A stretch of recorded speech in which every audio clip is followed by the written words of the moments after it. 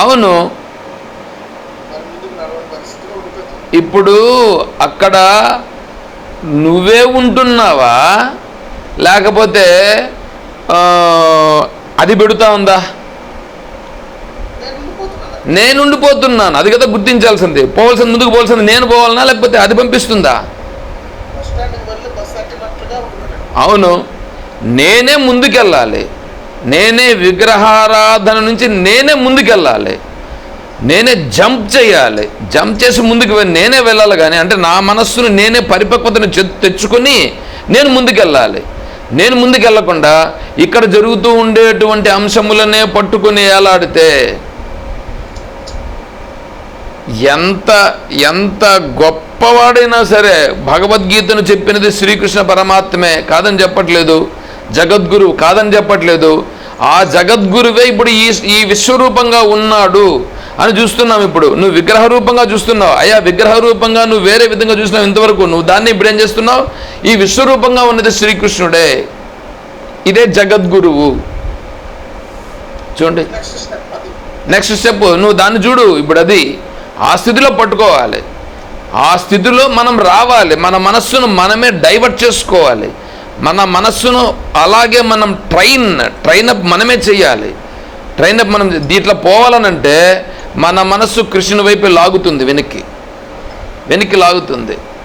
మనము ఇంకొకటి చెప్తానండి, మనం ఒకవేళ ఆ కృష్ణునికి సంబంధించినటువంటి ఆ విగ్రహారాధనను మాని ఈశ్వర భావనతో ఇట్లా ముందుకు పోతున్నామని అనుకోండి, ఒకానొక సమయంలో ఏమవుతుందంటే, నేను ఉద్యోగం చేసే సందర్భంలో ఒకానొక ప్రదేశంలోకి వెళ్ళాం. ఈ విగ్రహారాధన చేసేవాడిని. ఒక ప్రదేశానికి వెళ్ళిన తర్వాత ఏమైందంటే, అక్కడేదో సత్యనారాయణ స్వామి పూజ చేస్తున్నారు. సత్యనారాయణ స్వామి పూజ చేస్తూ ఉంటే అక్కడ ఉండేటువంటి ఆ పురోహితుడు తెలిసినవాడు. ఆయన ఏమన్నాడంటే, స్వామి మీరు రండి అని చెప్పి పిలిచి, నారాయణుని పైన ఒక శ్లోకం చెప్పండి అని అన్నాడు. నారాయణ పైన ఒక శ్లోకం చెప్పండి అంటే నేను ఆవేశం వచ్చేసిన వాడి మాదిరి నారాయణ పైన ఒక శ్లోకం చెప్పా. బాబా ఏమి శ్లోకం చెప్తున్నావయ్యా బాబు అని చెప్పేసి ఆయన అక్కడ ఉండే వాళ్ళందరూ కూడా చాలా చాలా సంతోషపడినారు. మళ్ళా నా అంతటి నాకే అనిపించింది, ఇప్పుడు వేరే వాళ్ళతో మాట్లాడేటప్పుడు కూడా నాకు ఆ భావన ఉన్నదా? నారాయణ అనేటువంటి ఆ దాని గురించి చెప్పేటప్పుడు ఆ శ్లోకాన్ని చెప్తే మాత్రం అందులో ఆవేశింపబడిపోయి తన్మయత్వంతో నేను అట్లా చెప్తున్నానే, అది బాగానే ఉంది. నేను ఇక్కడ మామూలుగా నేను చేసే కర్మలో, నేను చేసే డ్యూటీలో నేను అలా చేయగలుగుతున్నానా? నాకు పడిన ప్రశ్న అక్కడి నుంచి బయట వచ్చిన తర్వాత, అంటే నేను ఇంకా పరిపక్వతను చెందలేదు అని నాకు అనిపించింది. అప్పుడు నాకు అనిపించి ఇప్పుడు దీనిని పెంచుకోవాలి నేను అని చెప్పి తర్వాత క్రమంగా ఆ మార్గములో నేను కొద్దిగా ప్రయత్నం చేయడం ప్రారంభించాను. ఎందుకు చెప్తున్నానంటే, ఆ వాసన అనేటువంటిది మన మనసులో అట్లా దృఢమైపోతూ ఉంటుంది. అట్లా దృఢమైపోయినటువంటి భావాన్ని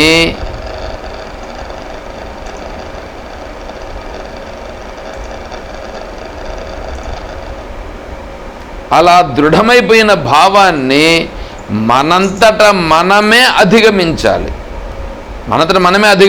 అందుకే ఉపాసతే, చూడండి ఇక్కడ దాన్ని చేసి తర్వాత శ్రద్ధయా. ఎట్లా ఉండాలి? శ్రద్ధయా. ఇది ఎట్లుంటుందంటే, మనోళ్ళు పిల్లల్ని ఏం చేస్తారంటే ఈ రెసిడెన్షియల్ కాలేజెస్లో తీసుకొని పోయి వేసేస్తున్నారు. అవును, ఈరోజు పేపర్లో ఏదో చూసినట్లుగా వేరే వాళ్ళు ఏదో వేసినట్లుగా ఉండదు. 600కు 600 వచ్చిందండి 10th క్లాస్లో అమ్మాయి. అది గవర్నమెంట్ స్కూల్లో చదివిన అమ్మాయి. గవర్నమెంట్ స్కూల్లో చదివిన అమ్మాయి 600 out of 600 అట. అంటే వీళ్ళు చూడండి, ఆ పిల్లల యొక్క మనస్సుని ఇప్పుడు ఏం చేస్తున్నారంటే ఆ ట్యూన్ అలా చేస్తున్నారు. అలా ట్యూన్ ఎంతసేపు వాళ్ళ దృష్టి అదే, అలాగే అలాగే అలాగే అలాగే. అంటే మైండ్కి ఫ్రీగా ఉండుట అనేది లేదు. మార్కులు రావాలి, ర్యాంక్ రావాలి, ఏదో పర్సంటేజ్ రావాలి, ఏదో సాధించాలనేది రావాలి. ఏమంటే ఎడ్యుకేషన్ అనేటువంటిది జ్ఞానము కొరక, మార్కులు కొరక. జ్ఞానము కొరకు అయితే జ్ఞానము కొరకు ఎక్కడ జరుగుతున్నది ఇప్పుడు విద్యాభ్యాసం? లేదు. వాటి వైపే పడిపోయి మనం వెళ్ళిపోతున్నాం. ఆ కారణంగా ఏమైపోతుంది? మనస్సు ఏమైపోతుంది? మనస్సు స్ట్రెస్ ఫీల్ అయ్యి దీని ఎఫెక్ట్ వాళ్ళ మైండ్ మీద పడి తర్వాత ఫ్యూచర్లో దీని ఎఫెక్ట్ పనిచేస్తుంది. అది జ్ఞానం ఎప్పుడు లేదో ఇంకా ఆటోమేటిక్గా ఆరోగ్యం పోతుంది. ఆటోమేటిక్గా పోతుంది, ఆరోగ్యం కూడా పోతుంది. అందుకే ఇక్కడ చెప్తాండది శ్రద్ధ అనేటప్పుడు, శ్రద్ధ అంటే ఏంటంటే మనస్ఫూర్తిగా చేయుట శ్రద్ధ, మనస్ఫూర్తిగా ఉండుట, మనఃపూర్వకంగా ఉండాల.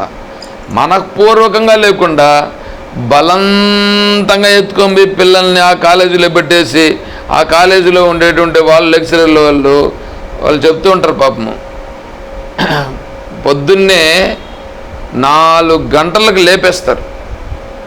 4 గంటలకు లేపేస్తే చన్నీటి స్నానం చేసి, చన్నీటి స్నానం ఉంటుందో లేదా గోరువెచ్చని నీళ్ళు ఉంటాయో ఏదో ఉంటుంది, దాన్ని చేస్తూ అందులో మునిగిపోయి అక్కడ అవే చదువుకుంటూ దానికి ఆ మనస్సు దాంట్లో మునిగిపోతారు. వీడికి ఇంకా కొంచెం పడుకుందామా అని ఉంటుంది. వాళ్ళు ఏం చేస్తారు? పడుకునే దానికి వాళ్ళు ఒప్పుకోరు, లేపేస్తారు. సరే పోతాడు, అది ఇది తిరుగుతూ ఉంటాడు, అంతా అయ్యింది.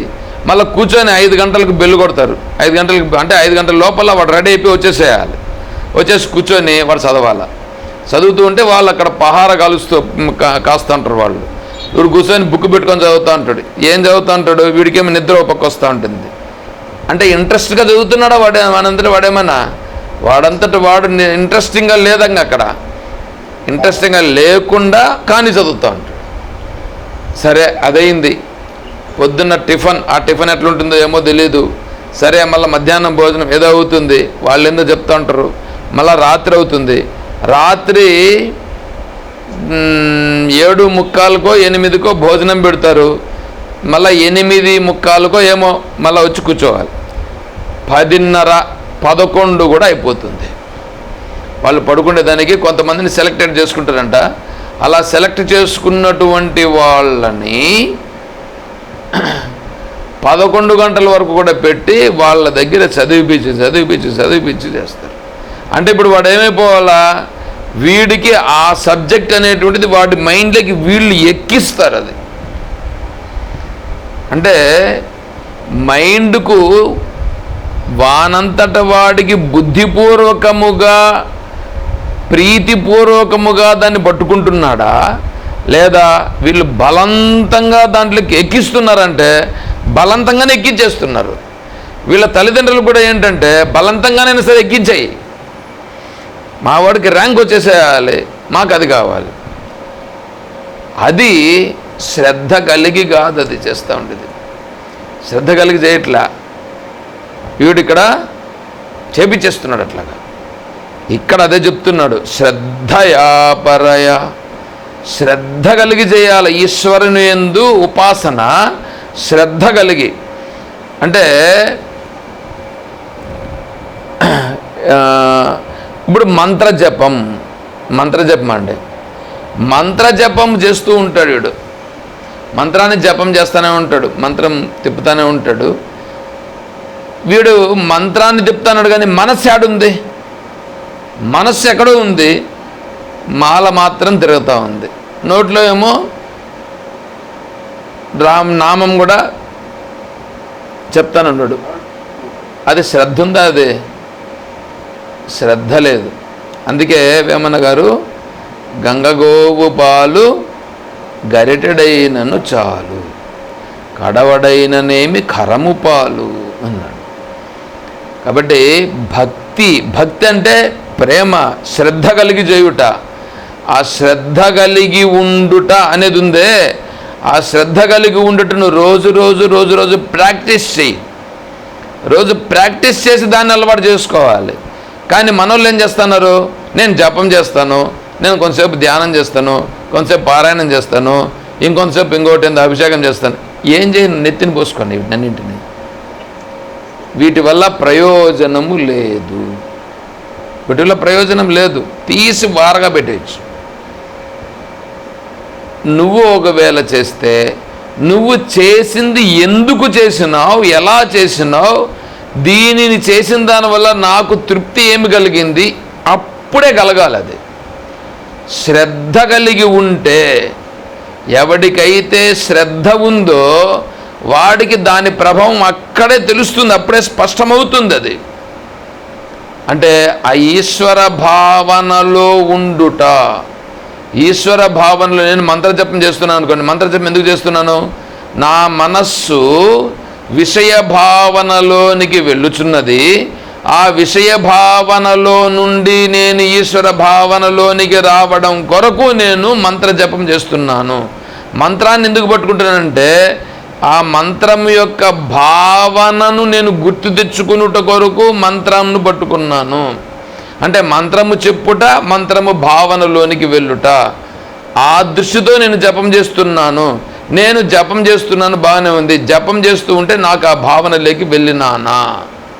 తర్వాత పారాయణం చేస్తున్నాను, పారాయణం చేస్తూ ఉంటే నేను విషయముల వైపు వెళ్ళకుండా, నా మనస్సు వేరే విషయాలను ఆలోచన చేయకుండా ఈశ్వర భావనలోనికి రావడం కొరకు ఈ పారాయణం చేస్తున్నాను. ఆ భావనతో నేను చేసినానా. చేస్తే మనం ఏదో కొద్దిగా వచ్చినట్లే లెక్క, శ్రద్ధ కలిగి ఉన్నట్లు లెక్క.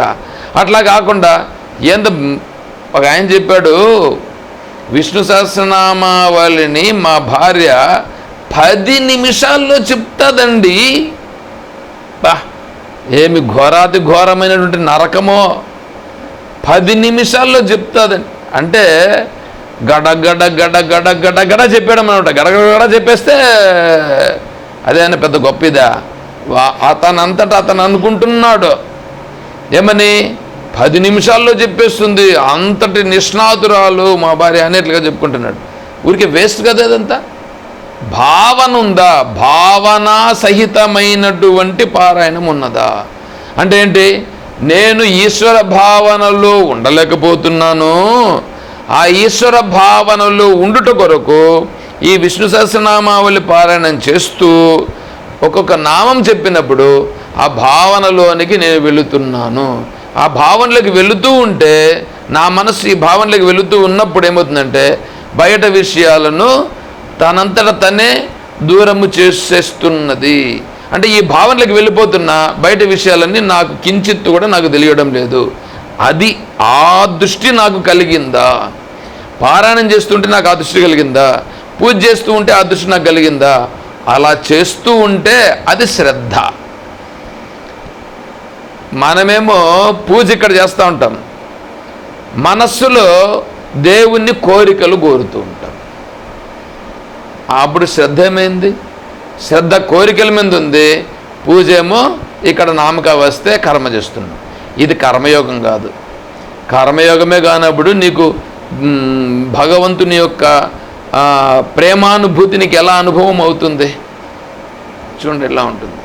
అందుకనే భగవంతుడు ఏమంటున్నాడు, శ్రద్ధ కలిగి చేయాలి. పరయోపేతాః, పరయా గొప్పదైనటువంటి ఏకాగ్రత కలిగి, గొప్పదైన ఏకాగ్రత కలిగి, ఉపేతాః అంటే ఆ ఏకాగ్రత కలిగి ఎవడైతే ఈ లక్షణములతో ఉన్నాడో. ఇప్పుడు ఒకసారి శ్లోకాన్ని చూడండి. మై ఆవేశ్య మనోయేమాం, ఎవరి మనస్సైతే నాయందు ఆవేశింపబడినదో. నాయందు ఆవేశింపబడుటానంటే మాయా విశిష్ట స్వరూపమైనటువంటి ఈశ్వరుడు, లేదా సమిష్టి విశిష్ట స్వరూపమైనటువంటి ఈశ్వరుడు. ఆ సమిష్టి రూపంగా ఉన్నటువంటి ఈశ్వరుని యందు, అంటే ఈశ్వరుడు ఎక్కడో కైలాసములోనో లేదా వైకుంఠములోనో లేకుంటే ఇంకెక్కడనో వేరే లోకములోనో లేడు. ఇదంతా ఈశ్వరుడే. నేను చూస్తున్నదంతా ఈశ్వరునితోనే, నేను చేస్తున్న వ్యవహారం అంతా ఈశ్వరునితోనే. ఈశ్వరునితోనే నా సకల వ్యవహారములు ముడివడి ఉన్నవి. అది ఏమైనా చెయ్యి, నీకున్నటువంటి జ్ఞానేంద్రియ, కర్మేంద్రియ, మనో, బుద్ధి, చిత్త, అహంకారాలతో, ప్రాణముతో చేసేటువంటివి అన్నీ సరే, అన్నీ కూడా నేను ఈశ్వరునితోనే చేస్తున్నాను, ఈశ్వరునితో ముడివడి ఉన్నది అని చేయుటుందే ఆవేశింపబడుట. అంటే ఈశ్వరుని యందు ఆవేశించబడినటువంటి మనస్సు కలిగి ఉన్నది. అలా కలిగి ఉండుటను ఒకప్పుడు గంటసేపు చేసి మళ్ళీ ఇంకొక గంటసేపు వేరే విధంగా చేయడం అట్లా కాదు. నిత్యయుక్త, నిత్యము అదే భావనతో స్థిరమై ఉపాసతే ఉండుట. అలా నిలబడి ఉండుట. అలా నిలబడి ఉండి ఎంద్రనైనా ఇది తప్పలేదే, శాస్త్రం నాకు ఈ పని పెట్టిందే అని విసిగించుకోకుండా ప్రేమతో, అంటే ఆ ప్రేమతో అనేటువంటిది ఎప్పుడు వస్తుంది తెలిసిన, అది ప్రేమ ఆ రుచిని చూస్తే, ఆ రుచిని పట్టుకోగలిగితే, మనస్సు ఆస్వాదించగలిగితే, ఒక్కసారి ఈశ్వర భావాన్ని ఆస్వాదించిందా మనస్సు, ఇంకా అక్కడికి ఆ ఈశ్వర భావానికి హత్తుకుపోతుంది. అది ఆ హత్తుకుపోయి ఏమైనా జరగనిగాక, ఏమైనా జరగనిలే. ఏమండి, మీకు ఒకటి చెప్తానండి. ప్రహ్లాదుని హిరణ్యకశిపుడు కష్టములు పెట్టినాడనేటువంటిది భాగవతములో చెప్పినారు. అది నిజమో కాదో మనకు తెలియదు. కానీ జీసస్ క్రైస్ట్ని సిలువ వేసినారు అనేది మాత్రం బాగా స్పష్టమే కదా.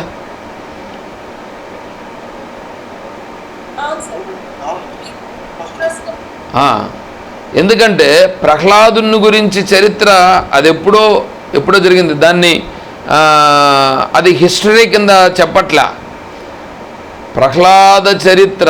ఎందుకంటే ప్రహ్లాదుని కొరకు వచ్చినటువంటి వాడు నరసింహావతారం అనేటువంటిది నరుడు కాదు, సింహము కాదు, నరసింహము. అది పైగా గోడలో నుంచి పుట్టినటువంటి వాడు, స్తంభంలో పుట్టినాడు.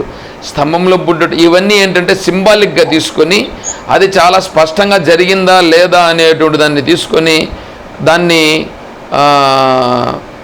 చరిత్ర కింద చెప్పుట లేదు, అది నిజమైన చరిత్రగా అంగీకరించుట లేదు.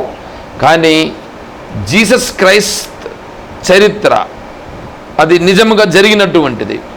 ఆ క్రీస్తు గారిని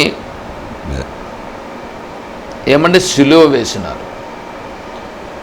చేతులు ఇలా పెట్టి, కాళ్ళు కింద పెట్టి,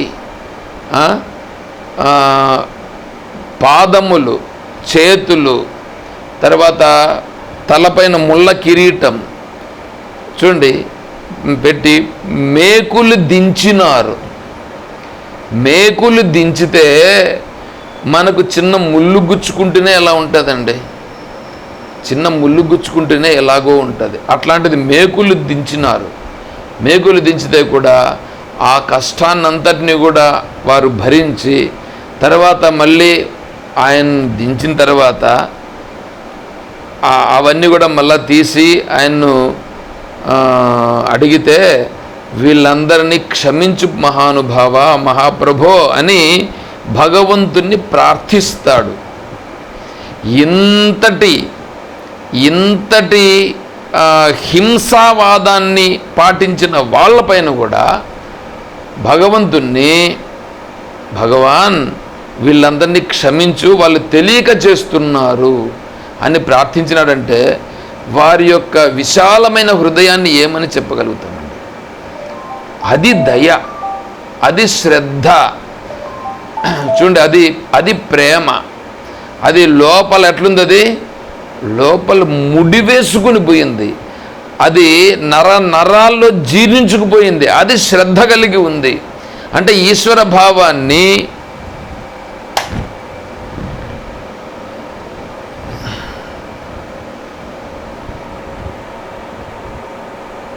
అంటే ఎంతసేపు నేను కనెక్షన్ ఇచ్చేవాను లేదా?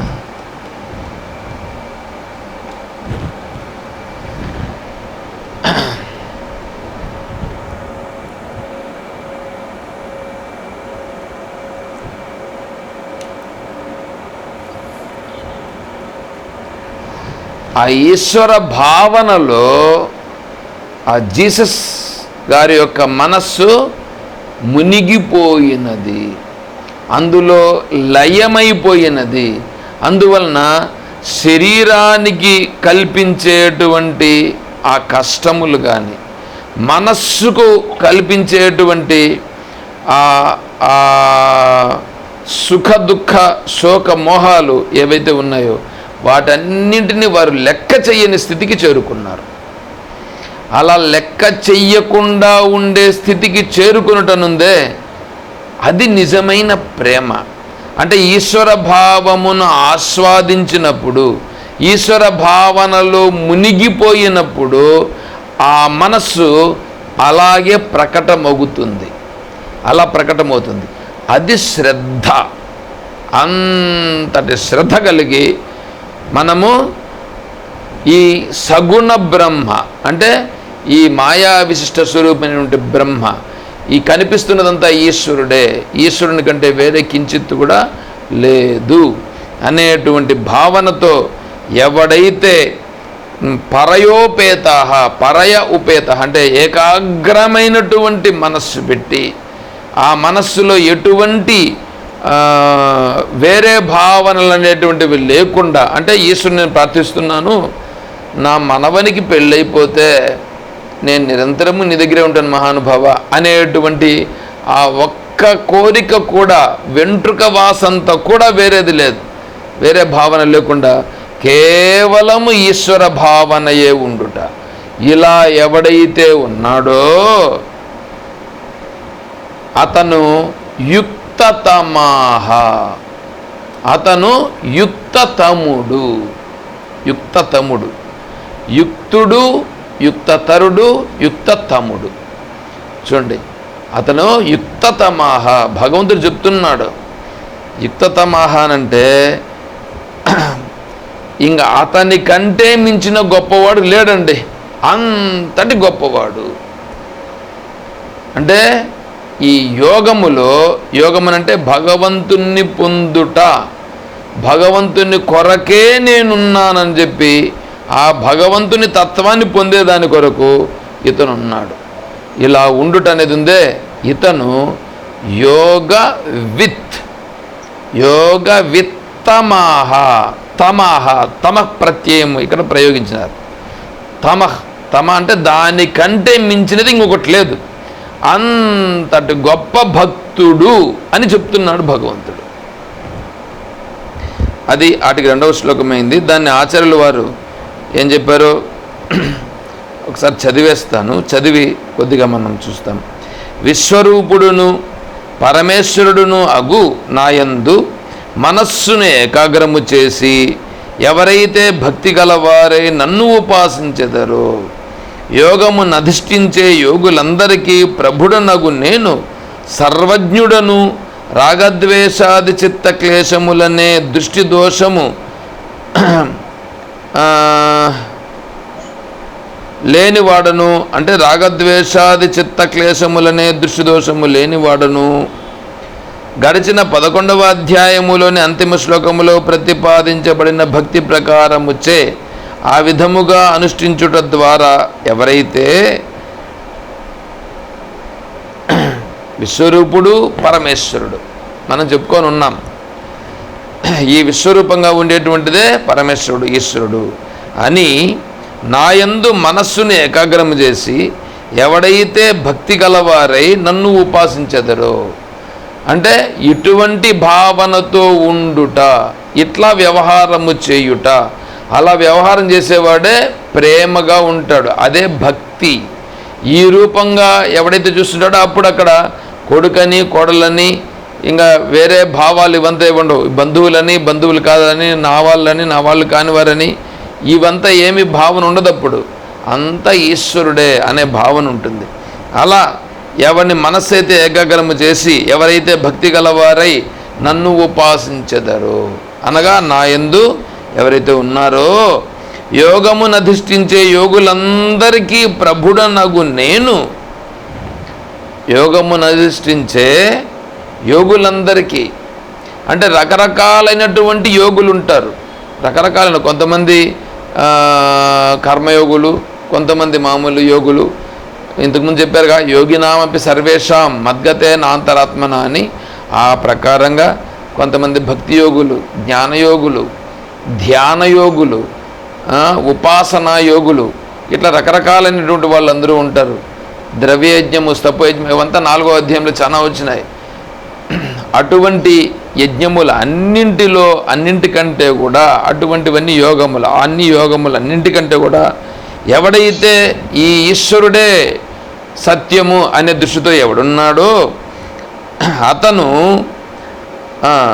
ఏమంటున్నాడు, ప్రభుడుకు నేను సర్వజ్ఞుడు, రాగద్వేషాది చిత్త క్లేశములనే దృష్టిదోషము లేనివాడు. అంటే ఈశ్వరుని యందు ఈశ్వరుని ఎటువంటి దోషాలు లేవు. ఆయనకు సర్వము తెలిసినవాడు ఈశ్వరుడు. ఆ ఈశ్వరుని గురించి 11వ అధ్యాయంలో చివరి శ్లోకంలో మత్కర్మకృత్ మత్పరమో మద్భక్త సంగవర్జిత నిర్వైర సర్వభూతేషు ఈ 5 లక్షణాలు ఉన్నాయి. ఈ 5 లక్షణములు మనం విచారణ చేసుకున్నాం. ఈ 5 లక్షణములు చెప్పినట్లుగా ఎవడైతే సర్వకాలముల యందు చిత్తము యొక్క ఏకాగ్రత కలవారై, సర్వకాలముల యందు, ఈ కాలం ఆ కాలం అని నేను చెప్పట్లేదు, పడుకో నుండి నిద్రలే పడిగినా ఈశ్వరుడే అని చెప్పగలిగే అంత స్థితికి రావాలి. అట్లా నన్ను సర్వోత్కృష్టమైన శ్రద్ధతో, ఆ శ్రద్ధ ఎటువంటిది, సర్వోత్కృష్టమైనటువంటి శ్రద్ధ కలిగి ఎవడైతే ఉపాసిస్తారో అంటే ఆ భావనతో ఉండుట, అంటే ఈశ్వర భావనతో నిరంతరం ఉండుట, వారు ఉత్కృష్టమైన యోగులు, వాళ్ళు గొప్ప యోగులు అని నాచే స్వీకరింపబడినారు. అంటే భగవంతుడే చెప్తున్నాడు ఏమని, నేను వాళ్ళను ఉత్తమమైనటువంటి యోగులుగా నేను స్వీకరిస్తున్నాను. ఎందుకంటే వారు నా యందు చిత్తమును నిలుపుట ద్వారా రాత్రింబగళ్ళు కాలమును గడిపెదరు. కావున వారి గురించి యోగులలో ఉత్తములని చెప్పుట యుక్తియుక్తము. అంటే వాళ్ళు ఇప్పుడు ఎట్లున్నారు, వాళ్లకు నేను తప్ప ఇంకొకటి లేదు, నేనే వాళ్ళకు సర్వస్వము నేనే. అలా ఉన్నాడే. ఇక్కడ ఈశ్వర భావనలోనికి మనము రాగలిగితే నీకు శారీరకంగా,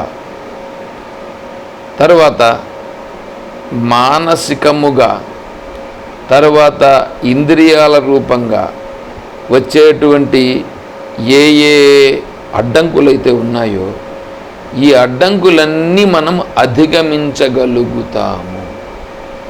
మన మనస్సు ఆ భావనలోకి వచ్చేస్తే, ఆ భావనలోకి ఎంత ముందుకు వస్తే మన శారీరక ఇబ్బందులు, మానసిక ఇబ్బందులు, ఇంద్రియాల రూపంగా ఏర్పడుతూ ఉండే ఇబ్బందులు, ఇవన్నీ క్రమంగా వీటిని అధిగమించుట అనేది జరుగుతుంది. యం వాపి స్మరన్ భావం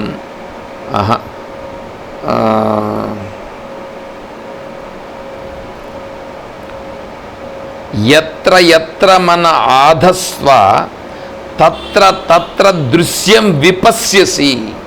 ఉత్తరగీతలో శ్లోకం ఇది.